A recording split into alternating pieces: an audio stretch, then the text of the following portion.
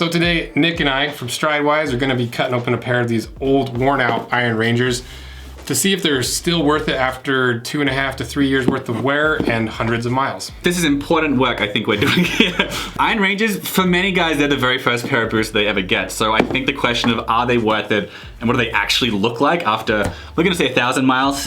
Yeah. What they look like is actually pretty important. So let's cut these open. We're gonna really figure out Red Wing. So the boot we are looking at today is an extraordinarily beat up pair of 8111 Red Wing boots. So that is the Amber Harness Iron Ranger. I'm pretty sure it's the most popular leather they've got in their most popular boot. Like this is like the iconic one. The leather and the boot itself all come from the United States, made in Minnesota, I believe it is. And the price of these is $329.99. Cutting an old worn out pair of boots in half will hopefully add a new dimension to the channel to where instead of just cutting everything brand new and seeing how it's structured, we'll be able to actually see how that structure on the inside has lasted over several years and potentially thousands of miles. Weston actually reached out to his audience to try and find a pair that was especially beaten up so that we could get an idea as to how it actually ages. So this boot has not been taken very fantastic care of, which is totally fine and everyone does. But as you can see, it hasn't got shoe trees put in it. It hasn't had shoe trees used throughout its lifespan. And also the leather,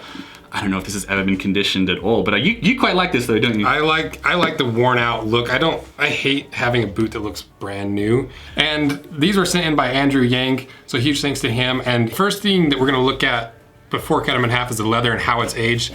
Really surprised at how well this leather has done after years of use without much conditioner. You know, you look at the toe here and it's got, you have that telltale sign of cracking that's going to split eventually. You know, you got scuffs, you got scrapes, you got chunks taken out, but nothing structurally horrible about it. You know, these boots could easily last through another resole if we weren't cutting them in half. And pretty good condition. You know, even at the upper here, where his pants have been like rubbing on him, it actually is really pretty. Yeah. Versus down here, it's a complete disaster. I feel like it's like, it feels like a crime against humanity. Like I could just hear the leather like screaming out for a condition. Yeah. Like it's so dry. I know it would look so good if I just like gave him a clean and put like this like whole mess of, I don't know, Sophia's renovated. I want to give this like the best conditioner I can. And we were also talking earlier about how the insole like feels like a little bit like it's dried and cracking in there as well. I guess we'll see once we get them cut in half what that actually looks like and if it's something that can be repaired, but it feels like there's some pretty deep cracks and ridges in there. And I can definitely feel Andrew's footprint in there. And into the overall construction of this boot, so it is Goodyear welted, it's a 270 Goodyear Welt, and it's surprisingly in still great condition. You know, the outsole isn't separating, the welt is in really good condition, there's no loose stitching anywhere, and even though that stitching that goes through the outsole is completely worn away, you can just see the little teeny nubs from the thread coming through, it's not separating. So the big question that we want to ask, right, that we want to answer with cutting open these old boots is like, how has the insole lasted? Like what's it actually look like once it's all cut open? The leather board behind the heel counter, how that has held up, like has it been like split or is it cracking or anything like that? Or is that like held together pretty well? We want to take a look at the cork as well, see how that's held up over the many years. And also, I'm curious also about the shank as well, like if the shank is like been kind of bending under the pressure and if it's like really sort of come up with a more anatomical shape as well with all the hundreds of miles that Mr. Yang has put his shank through. So those are our main questions, but I'm sure we're gonna uncover some other interesting stuff as well. Yep. So let's cut it open after we talk about the sponsor. Privacy.com allows you to buy things online using a virtual card instead of your real ones, protecting your identity and bank information online. And right now, new customers automatically get $5 to spend towards their first purchase. So go to privacy.com/roseanvil to sign up, and I'll put a little link in the description. And if you're like me, you've got your credit card all over the internet through various streaming platforms and websites and business accounts. And when my credit card got stolen earlier this year, it was a huge disaster. I had to cancel the credit card and slowly find all the accounts I had that linked with and change the credit card. And that wouldn't have happened with privacy.com because instead of canceling your credit card, you just turn your virtual card off. You also have some pretty unique features. Like if you want to sign up for a free trial for something and you don't want to worry about remembering to cancel it 30 days from now. All you do is set a spending limit and it takes care of it. And because you can turn the cards on and off, if you're using a streaming platform and you don't want to use it for a couple months, instead of canceling it, all you have to do is turn your card off and it won't charge it. So if you do a lot of shopping online and you have your credit card online, privacy.com is an important thing to have. And don't forget to check them out via the link in my description at privacy.com/Rosanville to get that $5 towards your first purchase and sign up today. Thanks again to privacy.com.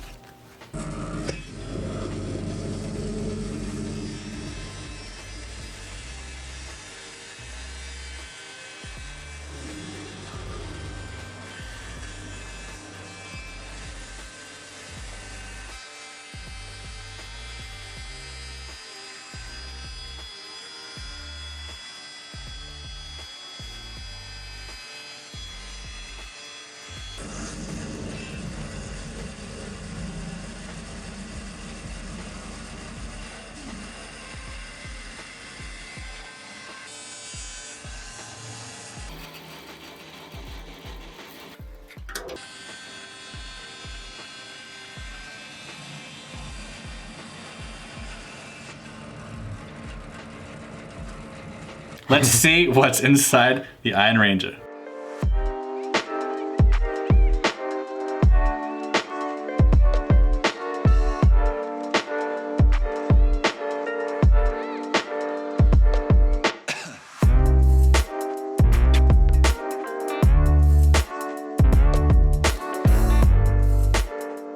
Okay, we got them cut in half, and pretty impressed actually right off the bat with how well everything is still intact on the inside. What are your initial thoughts on the cut in half? What I find the most interesting and what I'm the most tickled by is how like very precisely you can see the shape of Andrew's foot here. Like not just, I was expecting the insole to, you know, be like compressed, and you can kind of see where the toe begins right here. So like there's the ball, the toe starts here. But even up here, I was kind of surprised by this, how even the upper has molded so nicely around the shape of the foot. So look at that, you can see the toe, and then there's the knuckle, and there's like the second bit of the toe, and then here's where the ball is. And it's like, I feel like I could make like an anatomically correct last of the guy's foot like pretty easily. Yeah, it's really crazy. You can see literally where every single one of his toes has shaped the leather and the cork to fit his foot perfectly. You know, I think this is the very first time that I've actually seen this in real life, cutting a boot in half, of how well leather and cork compresses to someone's foot. Yeah, the amount of times I've said in videos about boots, like, it will slowly compress the shape of your foot, it'll mold the shape of your foot over time. The thing that I thought was really interesting too is I assumed that there would still be some cork between the outsole and the insole, but right at the ball of his foot, it's completely gone. There's no cork at all in there. So I think what's happened is, as he's worn this over and over, that's that flex point where his toes bend. The layers are moving independently from the insole to the outsole, that cork just slowly gets ground away and pushed to the front and pushed to the back to the point where you don't have any cork whatsoever in the ball of the foot. If we take a general measurement of how thick the leather of the brand new one is, or 5.5 millimeters, versus the most compressed part of the ball of the foot, about 3.5 millimeters. So you compress that leather an entire 2 millimeters. Yeah. over time. I'm trying to figure out the percentage of that, but I don't really want to. 40? 40%. I'll go with it. Let's go with that. Clearly, to me, if you're wanting to have something that's going to shape your foot longer and not have the cork come apart and ball up and kind of move around on the inside, a leather filling is better. Another leather midsole. Yeah, because you know, I hear in the comment sections all the time where people are like, yeah, but because I'll kind of talk about how I prefer a leather filling over cork because cork loosens up and it moves around. And I've never really seen that happen because this is the first pair of like old worn out pair of boots I've cut in half. Yeah. But now we can see that it literally does happen, that you do get, you know, chunks moving around, you get it loosened up and it does shift as you wear the boots. Is that such a massive downside? Like why is that so terrible that the cork disappears from the I think for me personally, I would rather have an extra layer of leather in there that's compressing rather than loose cork floating around. That say one day you step funny and you dislodge a chunk of that, all of a sudden that's underneath the ball of your foot until you get it compressed enough or moved around enough that it resinks back up into the shape of your foot. Yeah, I guess I hadn't thought about that. I mean, hasn't happened to me, but I'm sure it's happened to someone. Let us know in the comments if that's happened before. Yeah, I think for me, like, so long as my arch feels okay, like I'm comfortable with it. But those are good reasons. But yeah, for me, like I mean, for one, it's not quite as fluid a situation as that can make it sound like it's all moving around. Like it's all very slow. It's not like you're walking on like a waterbed or something, you know, like it's still fairly stable. But for other guys, like, yeah, there are plenty of guys still only have a leather midsole and a leather insole. And to be fair, yeah, if there's a leather midsole in here, yeah, I don't know, it would probably be even more foot shaped. Yeah, because it'd take longer probably though. These are still only 3 years old, right? Because you've got 40% compression of that leather. If you had another layer in there, you'd potentially have 4 millimeters of compression at the low spots, different from the high spots between your toes and stuff. So you'd still get a lot of compression and a lot of foot shape into the leather and the midsole. So yeah, kind of interesting. Now, do you believe that cork provides shock absorption, or is that a myth? I don't know. I think it probably does to some extent, because even here at the ball of the, or like the toe, you still have cork there. The only spot you don't have cork is at the ball of your foot. So I still think, you know, even though it's compressed cork, it's still a lot softer than leather. So I think at the end of the day, for shock absorption, the cork is still going to be probably better than a leather filling. Yeah, except that over time the cork disappears from the midfoot, the ball of the foot, which is the place where you're going to be striking the ground. I mean, that and the heel, obviously. You know? So you get it on the heel, but not on 50% of the places where your foot is hitting the ground. Yeah. Obviously, there's more pressure going behind the heel, but yeah, I can. That's a really interesting point. Yeah, that if cork is better than leather shock absorption, then maybe this is better than having two leather soles. However, cork tends to disappear from the stress points, and so maybe it's kind of all for nothing. Really interesting. So now let's answer those questions that we posed before we cut them in half. Okay. The first one being the insole. The insole. How's it going? So we were correct. It is cracked in there, but the cracks don't go nearly as deep into the leather as I expected. You know, I thought these cracks filling them it was going to go all the way through the leather and be to a point where it was going to start failing. But it's literally just the grain itself, I think, that's cracked. Yeah, it's very surface level. Not as dry and damaged as perhaps we would have assumed for a never conditioned insole.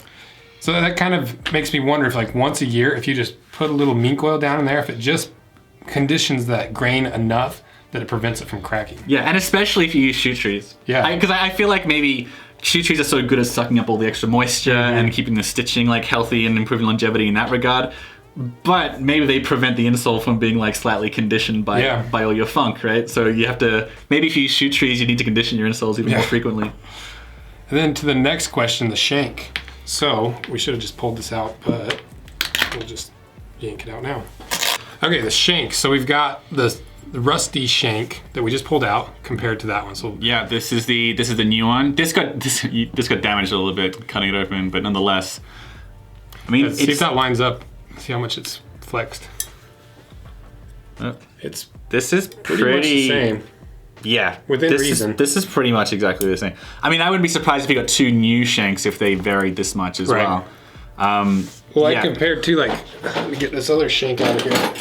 So this is a single rib shank. So I'm wondering if the reason it's retained its shape so well is it's literally twice the thickness and 2 more ribs per shank. Yeah. Because this is a regular shank. And I could see how this one could bend over time versus those have stayed the same. Yeah. And then our last question was about the counter. So this is a leather board counter, which is separate or different from a full leather counter. Leather board is basically the cardboard version of leather. They take all the loose fibers that are created from grinding up the various unusable parts of leather, and they reconstitute it into a sheet, which makes up leather board. It's like bonded leather, right? Yeah. And so I've always been concerned that over time, a leather board counter is going to break and kind of fracture, like kind of almost like what we saw with the cork, where it's a bunch of little pieces bonded together. Mm-hmm. But it looks like it's pretty much stayed together without breaking in any way, which I was surprised by. I thought for sure that after this much wear that we would see some breaking in the counter. It's good.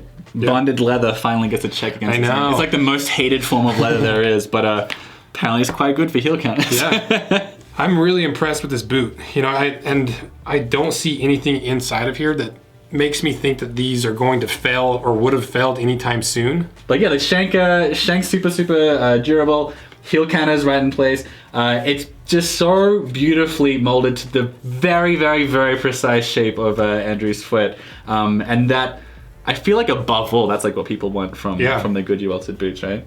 So I guess the question is, are Red Wing Iron Rangers worth it after 3 years of wear and potentially thousands of miles? What do you think? Yeah, I think this is a really good advertisement for Red Wing, which this is not, by the way. We're not being paid to do any of this. This is not a sponsored video. Yeah, I would say the same. I would say these are worth it. You know, there were some concerns I had with the counter and the cork and the cracking of the leather, but now that it's cut in half, I feel like I could pretty confidently say that these are worth it and they last a good amount of time. And obviously there's ways to improve it, you know, but you start increasing that price of the boot and these are already $330 and you're not gonna get that much more longevity. So for that reason, I would say these are worth it. So that pretty much wraps it up. Let me know what you guys think, and thanks for subscribing. Check out Nick's channel, Stridewise. Check out his website. Go subscribe to him. So thanks for everything you guys do. Thanks for Nick for coming out, and I guess we'll see you around. Yeah, see you around. Thanks. See ya.